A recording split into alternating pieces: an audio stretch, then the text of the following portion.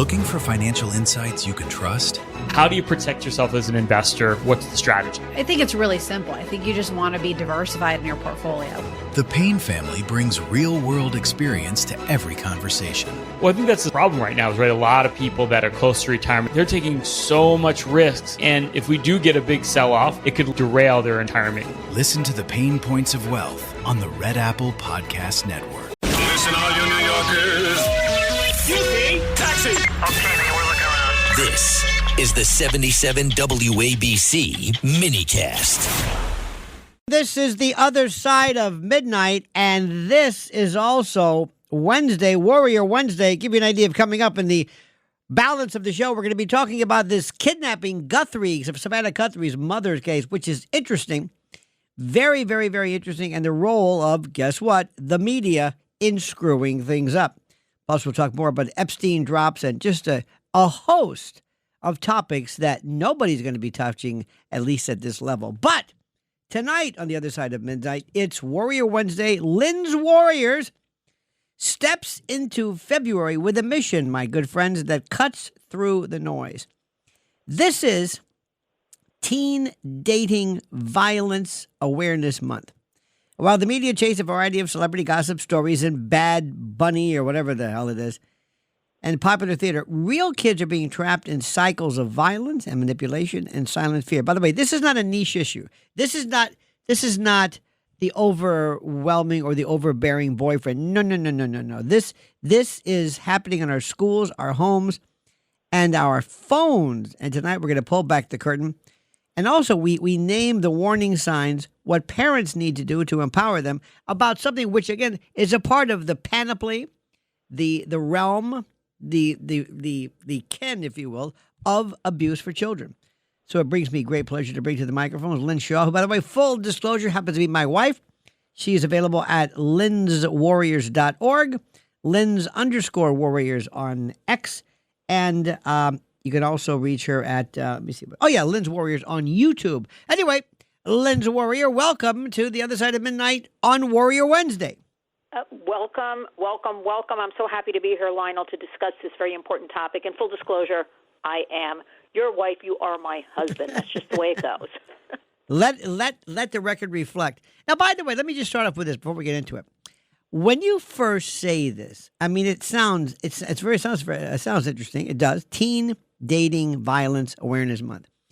Don't you think one of the first goals you have is to try to get rid of the euphemism, to try to tell people this is not what you think you know. This is far more deadly. It's completely deadly. I mean, listen, nobody's really talking about this. Is a national movement, teen dating, Violence Awareness Month every February. Yet I see no mention in the media. I see very little online about this at all. And it is deadly. Now, we've got to talk about some of the facts. But listen, the basic overall, so everybody understands, is love shouldn't hurt. Love is respect. Because this violence, I want everybody to listen to this, dating violence. We're talking kids. We're hearing kids are starting to date now, age 11, 12. Not that old, like 14, 15 type of thing, 11, 12. But it is so common. But especially among the teens, we know. And remember what I say, whatever we know, the facts, the studies, it's always higher the number. 1 in 3 U.S. teens, this is all the United States right now, 1 in 3 teens will experience physical, sexual, or emotional abuse from somebody they're in a relationship with. This is all before they become adults. And we also know that close to 45% of U.S. college women also are reporting violent or abusive dating behaviors. So we want to bring this to the forefront. We want everybody to get on board, and we want to give you the warning signs and also what a parent or caregiver can do if they see something, and also what can a teen do?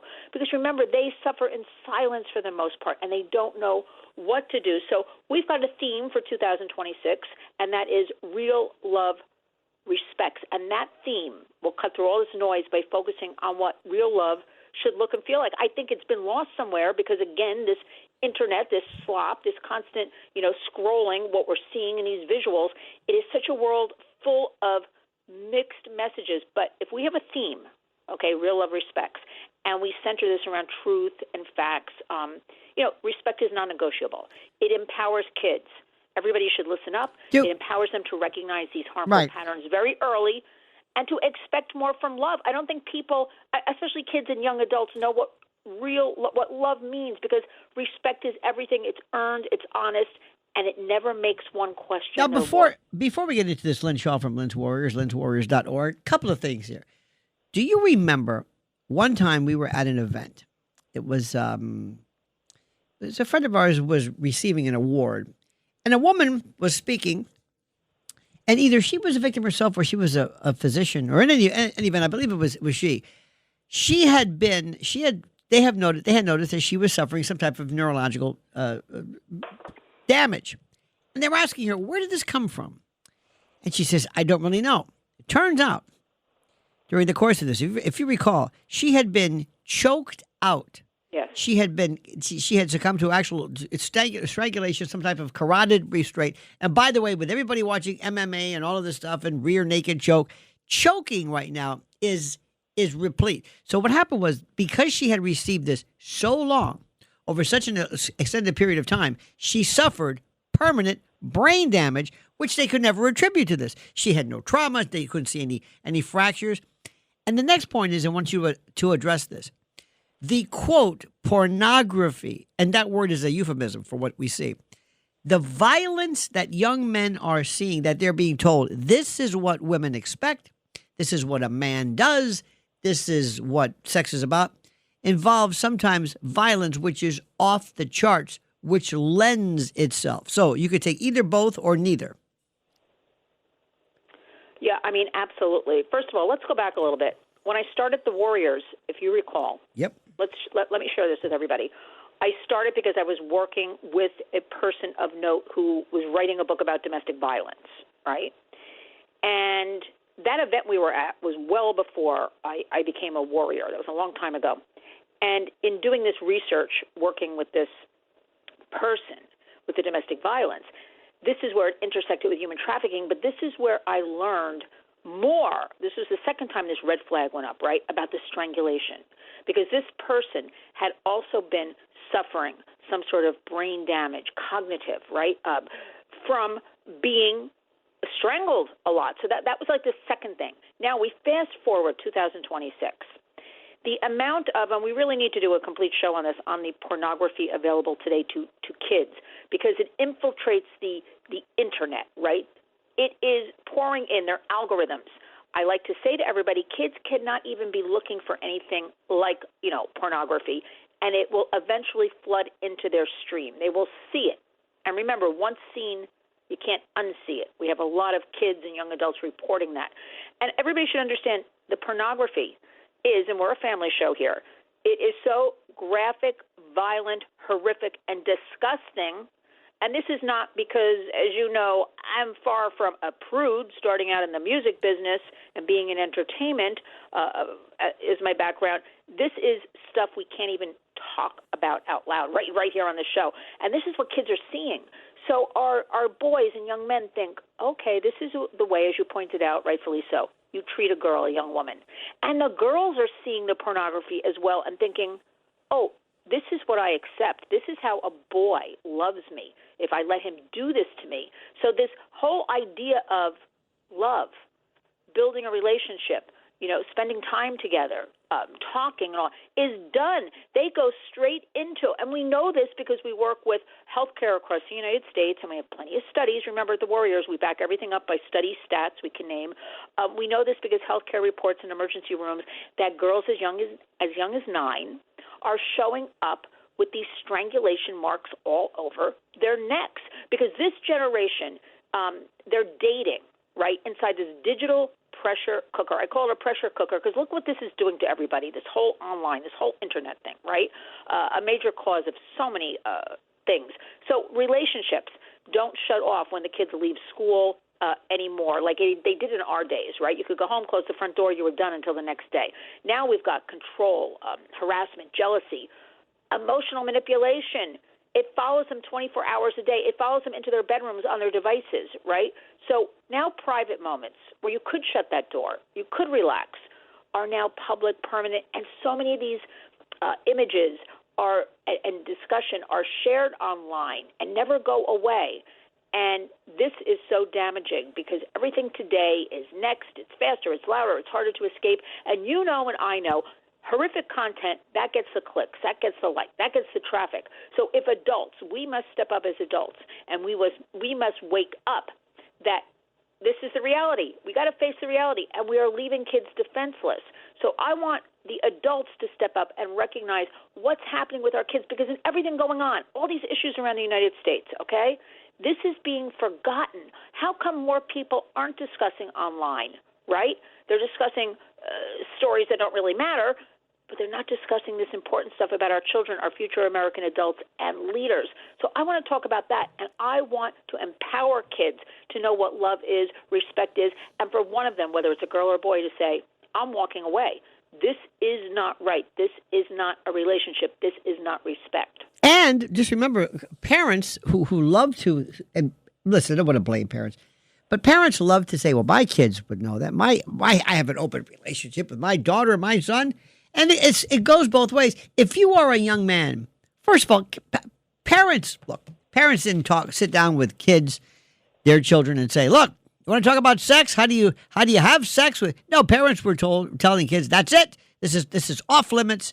And if you have not a strong father figure or any father figure, if the notion of a gentleman means nothing to you, if the idea of courting and romance and love never enters your worldview, based upon your friends, based upon where you live, based upon your digital world, how are you supposed to fit in?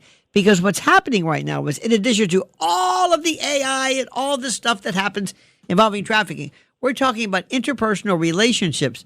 And as you know, imagine more and more girls for the rest of their lives saying and knowing that they lost their virginity through violence, through trauma. What an introduction into the world, huh? Something that lasts forever. Isn't that nice?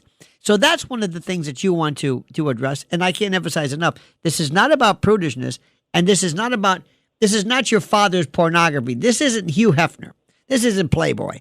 This is almost crime scene stuff. How do we get that point across? Yeah, well, we start with the adults in the room understanding what's going on and taking a minute to really stop and think about our kids today. Think about this overall picture I constantly talk about, that they are bombarded with images. They are bombarded with dialogue. They are bombarded with what's going on in our country, all of this chaos. It seems very chaotic, nonstop. I feel like every day as an adult, it's like a hammer is slamming down on our heads, and it's something new every single day.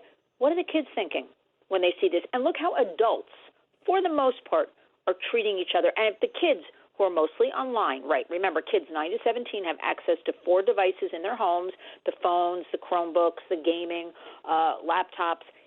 If they're seeing, and remember, we're seeing a lot of bad stuff online, and I just want to sidestep here for a second, that we are pro-tech. We want ethical tech. We are pro-tech. We live in a digital world.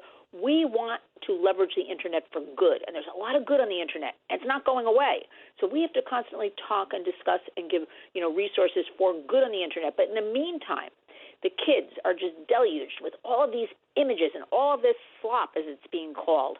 And so they are just become, habituated, and this is normal for them, and they are seeing such horrible stuff. They don't even know it, but this is what they're picking up on, and this is how they're acting out. And you remember being a kid and a teenager.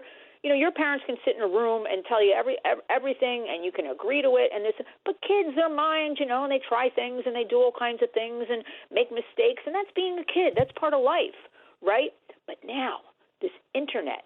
So it's really psychological damage, being done day after day after day in these images. Remember, people are visual. Every week, the Payne family cuts straight to the real financial story. The one question, Bob, everyone's asking is, are we in an artificial intelligence bubble? You've been through boom and busts. What do you think? No hype, no myths. Just what actually matters to your money. Does feel very similar to what we experienced in the 90s. Where are we, though? Are we in 1995, 1997, 1999? Listen to the Pain Points of Wealth on the Red Apple Podcast Network.